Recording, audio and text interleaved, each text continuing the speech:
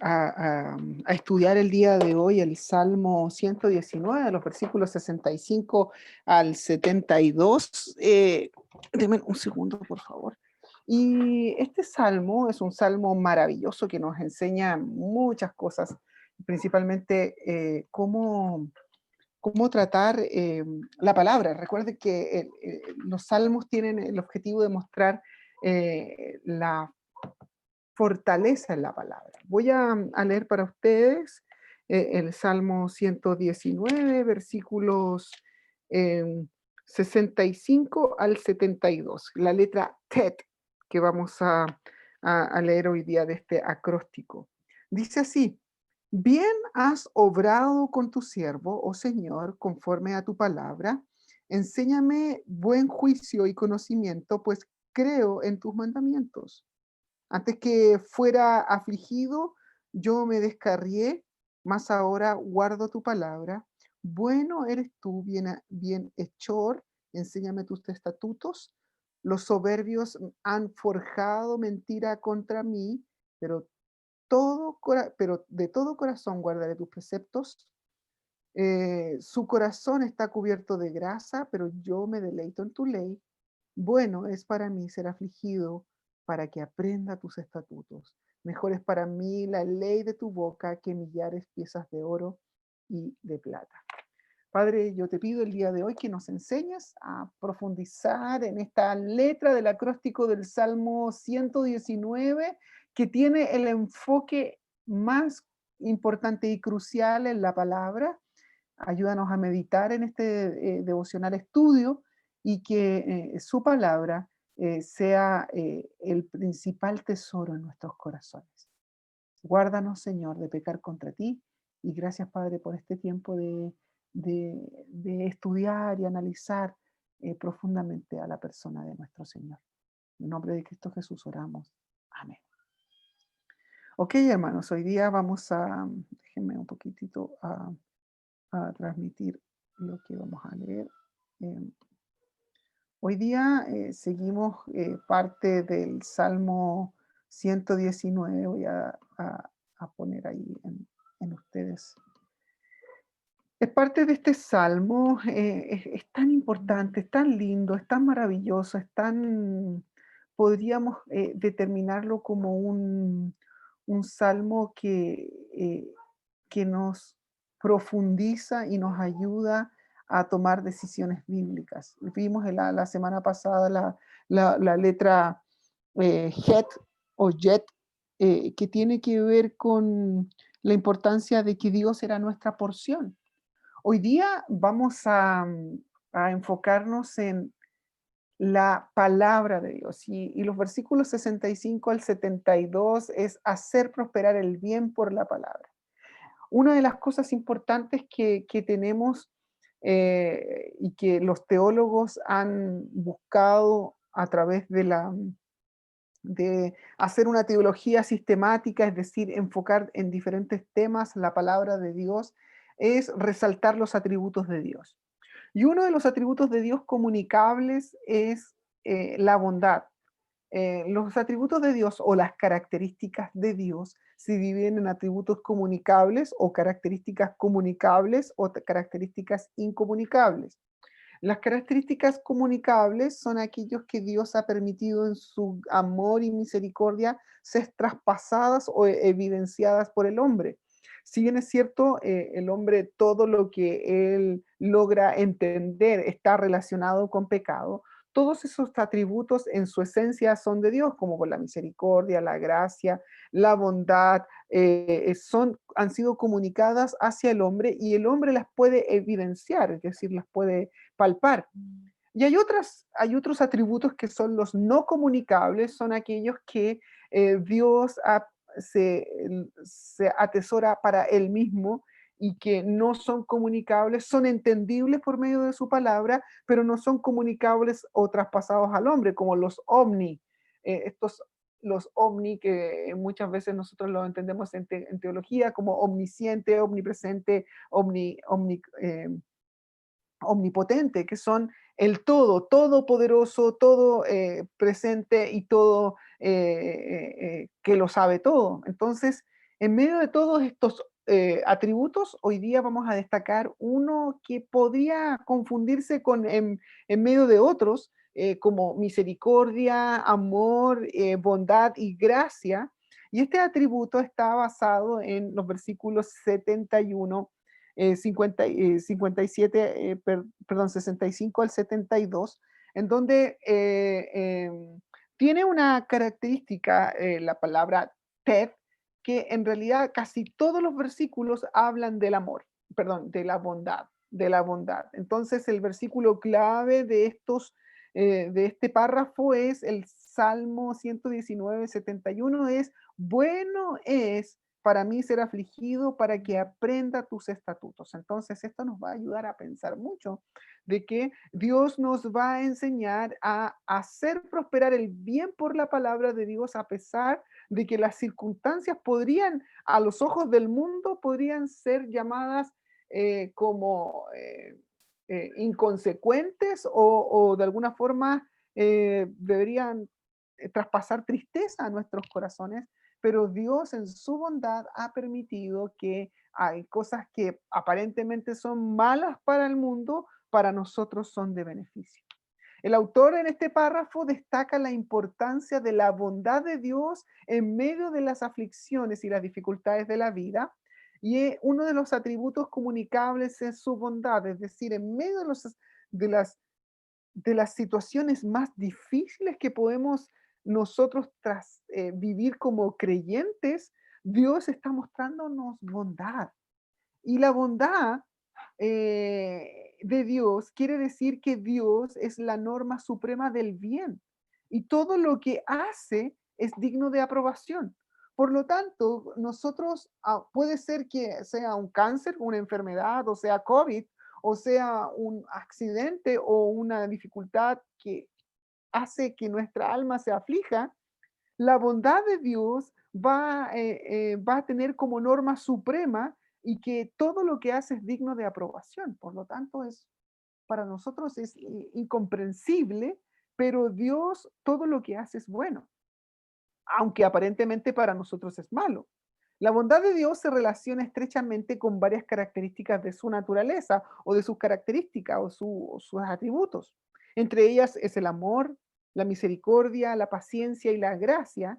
A veces se consideran como atributos separados y se tratan individualmente. Por eso la bondad de Dios es tanto amor, es misericordia, es paciencia y gracia. Entonces estos están interrelacionados, como el libro de Grudem, que la teología sistemática de Grudem habla de una interrelación de los atributos. Entonces, cuando nosotros pensamos en Dios, podemos pensar en un Dios que es bueno, pero es bueno y es amor a la vez. Es bueno y es misericordioso, es bueno y tiene paciencia, es bueno y tiene gracia, y además va intercambiando y va estableciendo se va entrelazando en sus atributos. De hecho, eso se está relacionado con la misericordia de Dios en su bondad a los afligidos, su gracia y su bondad hacia los que merecen solo el castigo, su paciencia es su bondad hacia los que continúan pecando en un periodo de tiempo. Entonces, nosotros podemos ver bondad en no castigo, podemos ver bondad incluso en permitir que nosotros caigamos en dificultades, e incluso en forma permisiva. No es que Dios quiere que pequemos, pero Dios permite que pequemos para que podamos ver su bondad en la reconciliación y en el arrepentimiento de nuestras almas. Entonces, este estudio, si bien es cierto, son pequeños versículos, son cortos los versículos, vamos a ver una de las preguntas más cruciales que podemos decir y preguntarnos: ¿por qué nos pasa lo que nos pasa? O porque hay un libro de Lutzer, creo, y hay otro autor, Edwin Lutzer, y creo que es otro autor que también tiene lo mismo, que habla de por qué a la gente buena le pasan cosas malas. Pero en realidad la premisa de ese libro es lo que yo estoy tratando de decir. En realidad, en la bondad y en el amor de Dios, cosas que aparentemente son de sufrimiento para el resto del mundo, para los creyentes son de aprendizaje, como dice el versículo 71. Bueno es ser afligido para que yo aprenda tus estatutos, aprenda tu palabra. Entonces, por tanto, Dios es bueno en todo tiempo, es bueno en sí mismo y todo lo que hace es bueno, incluso un cáncer. Y eso es muy raro pensarlo. Es decir, si Dios permite una enfermedad, si Dios permite la muerte, o Dios permite una guerra, o Dios permite un presidente malo, o si Dios permite una dificultad como el COVID, o Dios permite muerte, o Dios permite que nosotros no nos podamos juntar, que aparentemente puede ser malo, todo lo que hace tiene su trasfondo de bondad. La palabra tov, bueno o bien, empieza con tet, la estrofa, y tiene 5 versículos que empiezan con la misma palabra, con esta idea de la bondad. Y la bondad de Dios la evidenciamos desde Génesis, cuando nosotros vemos la creación. En Génesis capítulo 1, versículo 31 dice, y vio Dios lo que había hecho y lo que, y aquí que era bueno en gran manera, y fue la tarde y la mañana el sexto día. Entonces, antes de la creación, perdón, en la creación, en el jardín del Edén, vemos que Dios, al momento de crear todo, al momento de hacer la creación, dice que Dios, todo lo que hizo fue bueno en gran manera. Aunque sabemos que de Génesis capítulo 3, versículo en adelante, Génesis 3:1, se nos muestra este choque, este cambio evidente de la naturaleza del pecado y de la maldición del pecado. Dios sigue siendo bueno en su naturaleza. Entonces todo lo que hace es bueno. Y los salmos, los salmistas destacan esto.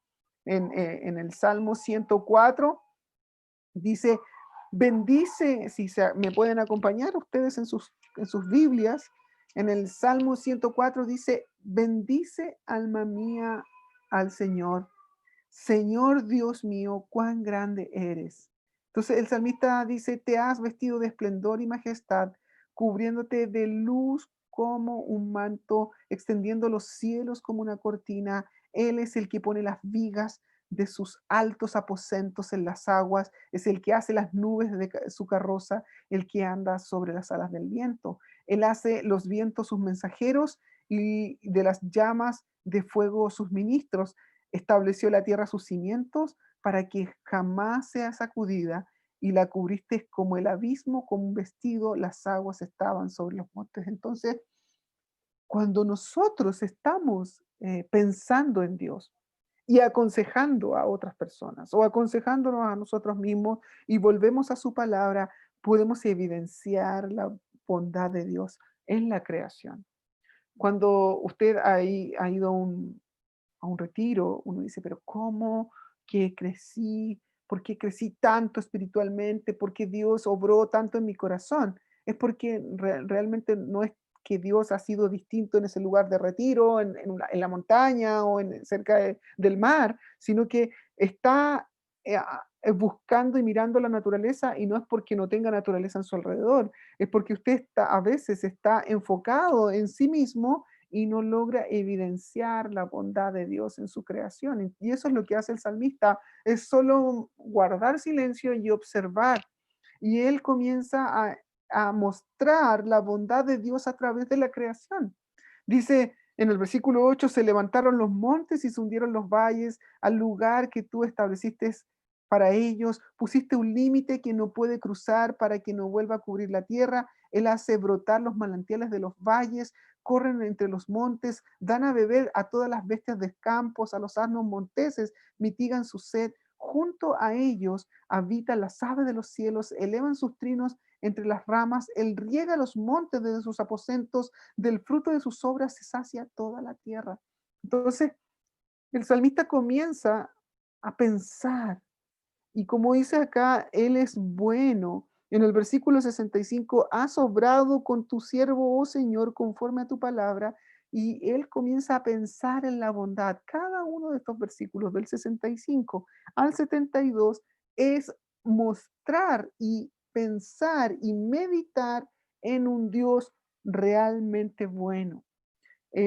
Dice que los árboles se sacian, los cedros del Líbano que él plantó, donde hacen sus nidos las aves, y la cigüeña cuya morada está en los cipreses, los montes altos, las cabras.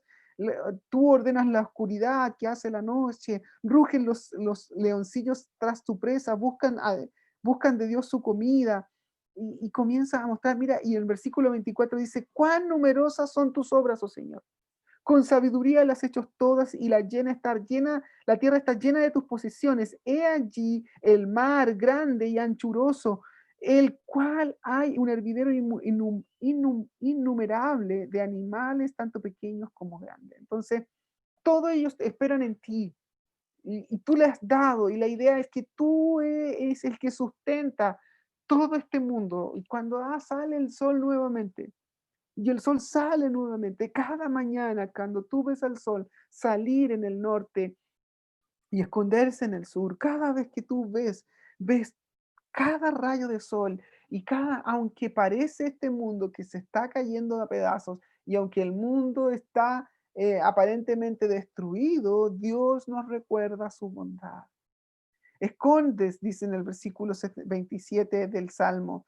Todos ellos esperan en ti para que les des comida a su tiempo. Tú les das a ellos y recogen. Abres tus manos y se hacen de bienes. Escondes tu rostro y se turban. Les quitas el aliento y expiran y se vuelven como al polvo. Envías tu espíritu, son creados y renuevas la faz de la tierra. Sean para siempre gloria al Señor, alégrese al Señor en sus obras, mira la tierra y ella tiembla y toca los montes y humean.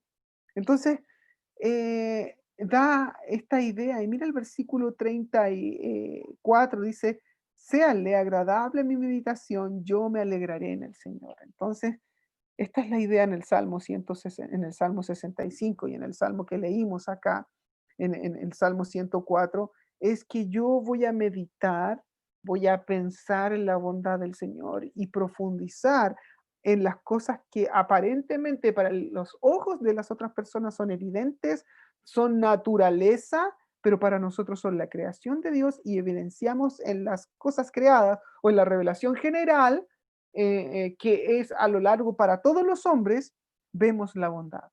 Pero, dice al final en este salmo, sean consumidos de la tierra los pecadores y los impíos, dejen de ser, bendiza alma mía al Señor. Entonces, ellos que no reconocen esto, nosotros tenemos la otra revelación, la revelación específica, que nos va a mostrar que Dios es bueno en su gracia común para todos los hombres. Él hace salir el sol sobre justos e injustos, Él sustenta a los leones, Él sustenta a las aves del cielo, pero para nosotros hay una bondad mucho más específica.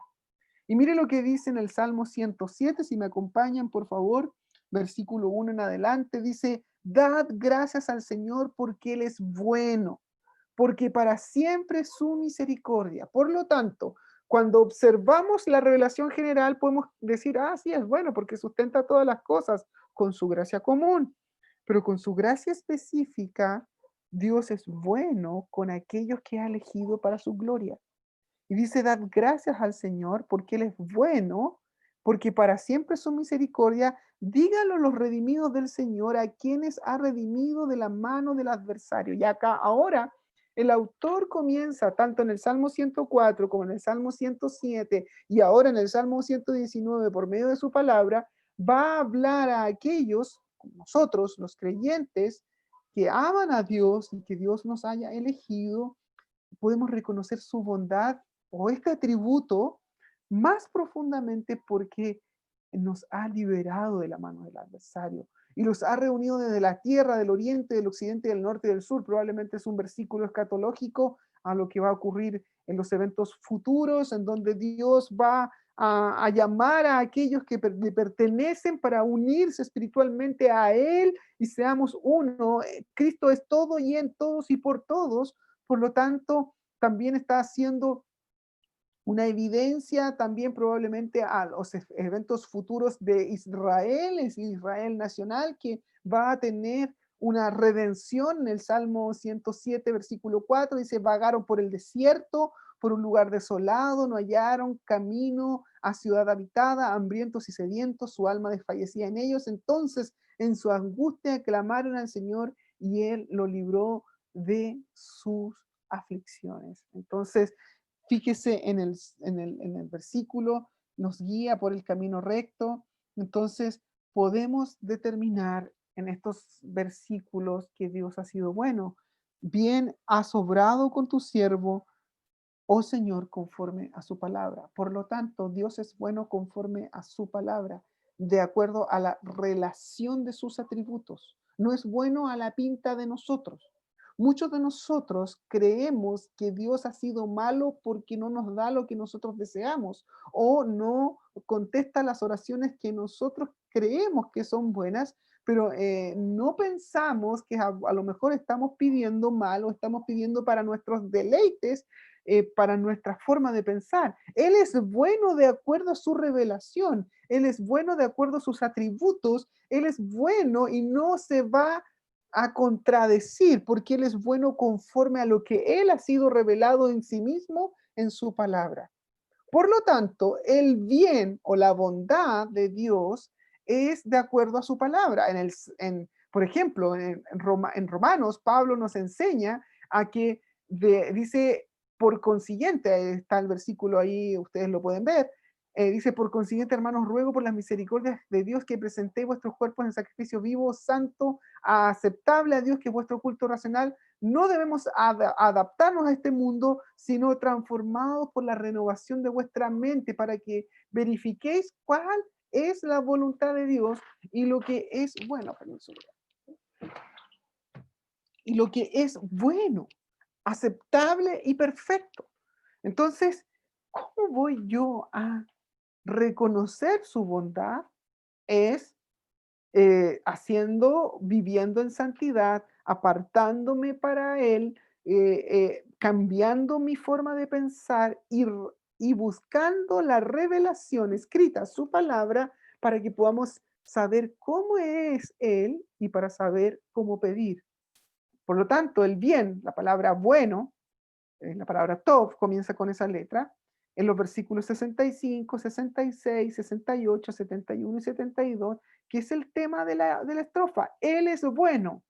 Este versículo se intercala con dos referencias del salmista en el 67 y en el 69 y 70, indica que Dios determinó el bien para el salmista a pesar de sus aflicciones. La bondad de Jehová aún en la aflicción. En conclusión del primer versículo, es que Él es bueno de acuerdo a sus principios establecidos en su palabra y determina lo que es bueno conforme a la doctrina bíblica. A veces Dios no nos va a dar lo que nosotros deseamos.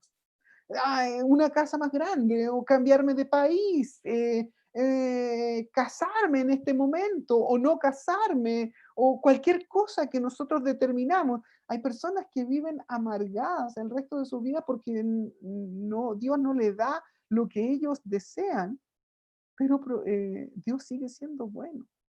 Y Dios en su soberanía, que es incomprensible, nos da de acuerdo a su palabra. Entonces, acá, Él está hablando en medio de la aflicción. Está viviendo momentos difíciles. En el versículo 66 dice, enséñame buen juicio y conocimiento, pues creo en tus mandamientos. Entonces, nuevamente, por su propia experiencia, el salmista da testimonio de que Dios es bueno y lo que sucede en la vida del creyente concuerda con las promesas de Dios. Dios actúa en respuesta a la fe en su palabra y necesitamos discernimiento en cómo aplicarla, el buen sentido, versículo 66. Enséñame buen sentido, juicio y conocimiento. La idea es discernimiento. Estoy viviendo aflicción, pero yo debo decir, Dios, tú eres bueno y estás permitiendo aflicción, pero tú sigues siendo bueno y ahora enséñame tus estatutos. Enséñame juicio, enséñame porque yo creo en tu palabra, creo en tus mandamientos, creo en la ley, creo en la palabra de Dios. Y yo no sé cómo Dios guió al salmista. Cuando estamos en una aflicción tenemos la tendencia a angustiarnos, a llorar por abandono, a decir, como muchos hemos vivido, es como, ¿por qué me pasa a mí? ¿Por qué yo tengo que vivir de esta manera? Y podemos caer incluso hasta en una depresión, porque estamos tan, tan, tan profundamente enfocados en nosotros mismos, que estamos tristes porque lo que nosotros creíamos o deseábamos no se cumple. Pero acá él está pensando tanto en la revelación general viendo la bondad de Dios en todo lugar, pero ahora evidenciando que en medio de esta aflicción y en medio de su tratamiento, le está pidiendo discernimiento. Dios, enséñame, dame juicio, dame conocimiento, pues yo creo en tu palabra, creo en tus mandamientos, creo en tus estatutos. Enséñame, estoy viviendo esta aflicción que no tengo idea. Puede ser una persona que te está haciendo la vida a cuadritos, puede ser una persona agobiante, puede ser tu propio pecado o incluso alguien que haya pecado contra ti. Muchas veces tenemos la tendencia a lo que hemos hablado en consejería bíblica, en creer que todo es relación a nuestro pecado. Pero a veces hay personas que pecan contra nosotros y no somos víctimas solamente del pecado. Entonces, como Job, era víctima de lo que Dios permitió. Y él, en medio de su aflicción, al final, en el Job 42, él dice, de oídas te había oído y ahora mis ojos te ven. En medio de aflicción, necesito conocerte más. Y los propósitos de las aflicciones son los siguientes. Salmo 65, para obrar bien a través de sus tratos. Es decir, quiero a través de los tratos que Dios hace en mí obrar bien. Dar discernimiento en el 66. Mira el 67. Antes que fuera afligido, yo me descarrié, más ahora guardo tu palabra. Entonces, para no extraviarse o descarriarse, está mal escrito, o descarriarse. Entonces, la idea acá es que Dios nos ayude eh, a tratar de entender que el sufrimiento no me ayude a salirme de sus promesas, de su palabra y a desenfocarme en su bondad. Entonces, las aflicciones sirven para eso, para que estamos muy bien en la vida y de repente, ¡pum!, viene una prueba. ¡Ah! Ya viene esta prueba. eh, y debo recordar que Dios sigue siendo bueno, me está mandando una prueba más. A veces hay años con muchas pruebas, el año 2020, el 2020 fue con muchas pruebas, era como sonaba el teléfono, pastor, me pasa esto, pastor, me pasa esto, pastor, alguien se contagió, pastor, pasó esto, hubo sufrimiento y sonaba y sonaba y sonaba, y en algún momento me afligí, diciendo, me agobié, diciendo, Señor, ¿qué estás haciendo con nosotros? Pero quiero que nos ayudes. Entonces la idea acá es, eh, antes de que fuera afligido, yo me descarrié, más ahora guardo. Es para guardar tu palabra, para no extraviarte, para no salirte del camino como cristiano, como el progreso del peregrino, para no caer en la sombra de la desesperanza, para no caer en la fatiga de que Dios no está conmigo, para no caer en la falta en la tristeza profunda, porque estamos en un mundo caído. En versículo 68 dice, bueno eres tú y bienhechor, enséñame tus estatutos. Hacer de Dios el mejor fin. En sí mismo Él es bueno. Entonces, cada vez que esté pasando aflicción, hermano, hace a Dios en sí mismo el mejor fin para tu vida. Si yo estoy pasando aflicción, Señor, esta aflicción enséñame al final de este sufrimiento, enséñame más de ti. Ese es el fin. Si tú estás permitiendo esta aflicción, es difícil decirlo, hermano, porque cuando uno está en la aflicción, uno no sabe qué está pasando, pero en sí mismo Dios es bueno. Y como dice el versículo 68, bueno eres tú, bien hecho, enséñame tus estatutos. Enséñame a hacer que tú, Dios, seas el mejor fin para mi vida, para mi vida. Y esto nos va a ayudar a aconsejar, hermano. Toma estos pasajes y aconseja a otros, porque eso es lo que se cumple en Efesios 4. Aconseja a otros. Cuando alguien está en aflicción, no solamente pedir oración por esta persona. Tú puedes tomar estos versículos y tomar y darle estos mismos mensajes a la otra persona. Tú estás siendo entrenado en estos momentos a través de una especie de consejería bíblica para que a través del Salmo 19 puedas consolar en aflicción. La iglesia tiene tentáculos de hermanos que están siendo capacitados y entrenados para aconsejar a otros, para que otros logren discernir el conocimiento de Dios, porque no es la idea que existan personas específicas aconsejando, no es solamente un pastor certificado o un consejero certificado, sino que personas logren tomar estos pasajes y vivir y hacer de Dios el mejor fin. Mira el versículo 69, dice, los soberbios han forjado mentira contra mí, pero de todo corazón guardaré tus preceptos. Entonces, provocar una obediencia incondicional.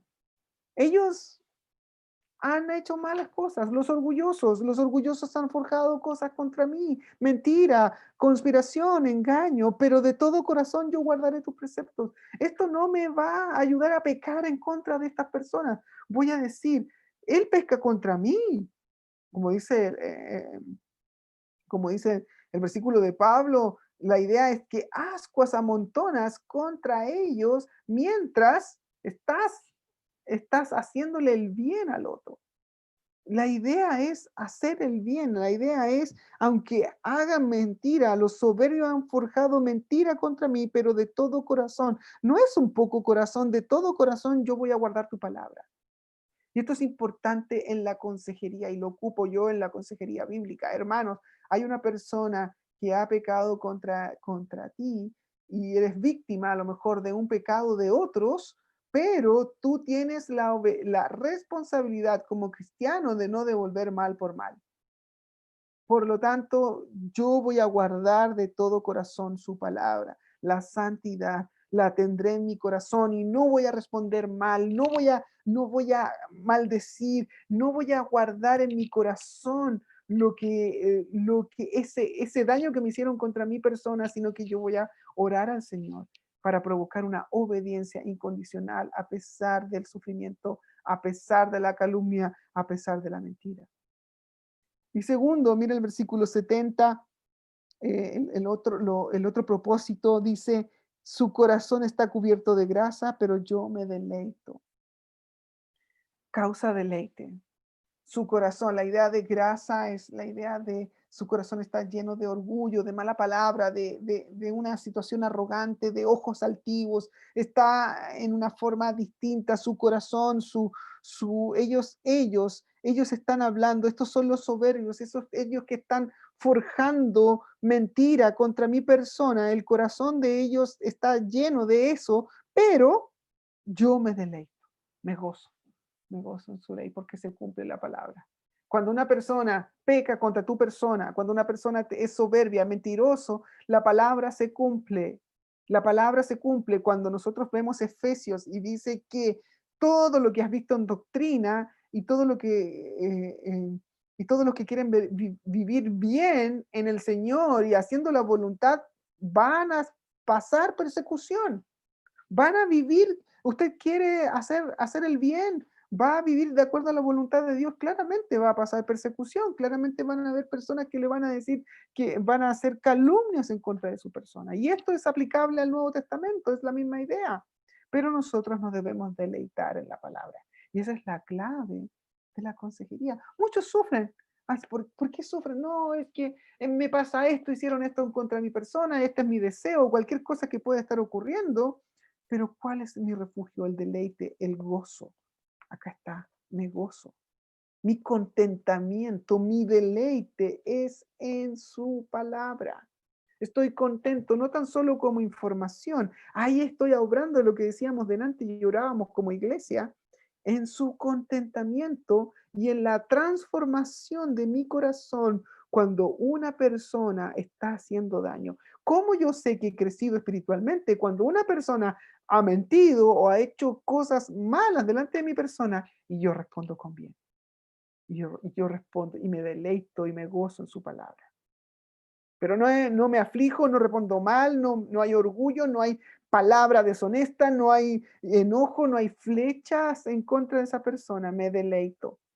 Y fíjese en el versículo 71, bueno, bueno, bueno es para mí ser afligido, para que aprenda tus estatutos. ¿Ha pensado eso? Qué locura, hermano. Pero yo doy gracias a Dios por el sufrimiento. Gracias a Dios porque provoca aprendizaje en mi vida. Provoca aprendizaje. Ha provocado aprendizaje. Salmo 94:12. Mira lo que dice: bienaventurado el hombre a quien corriges, Señor, tú lo intuyes con tu ley. Es bienaventurado porque tú me corregiste con el sufrimiento. Yo sufrí, yo me doy cuenta que estoy sufriendo porque pequé contra ti, fui afligido, no lo sé por qué, pero corriges y Señor, gracias. A lo mejor no he pecado, pero tú estás corrigiendo algo en mi vida y lo instruyes con tu ley. Proverbios 3:11 y 12 dijo: hijo mío, no rechaces la disciplina del Señor, ni aborrezcas su reprensión, porque el Señor al que ama reprende como un padre a quien al hijo se deleita.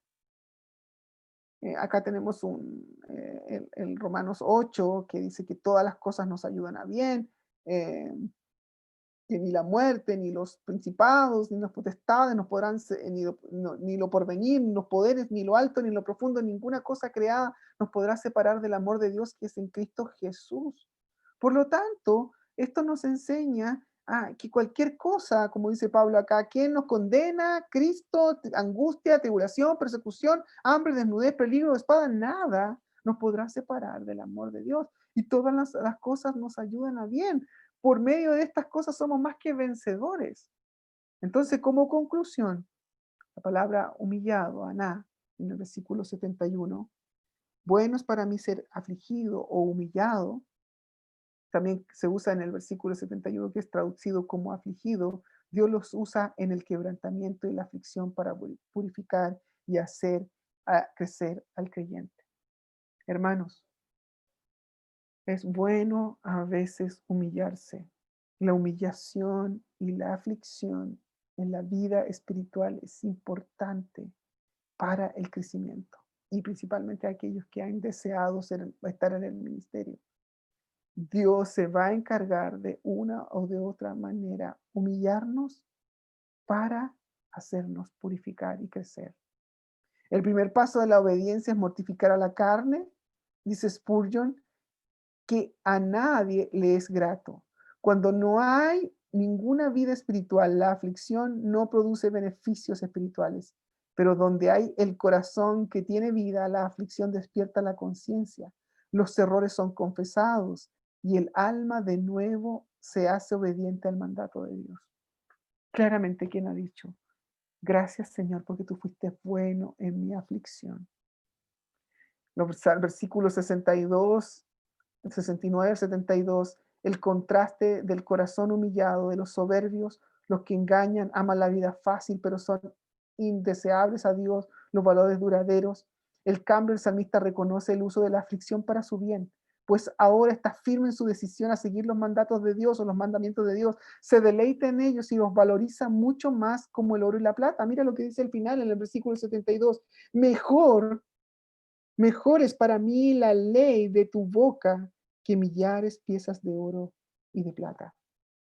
Y como aplicación, hermanos, discúlpeme que ya casi hablé casi una hora. ¿Puedes decir en tu vida, después del sufrimiento reciente, bueno es ser humillado por Dios para crecer en su palabra? Para aprender no solo conocimiento, sino práctica.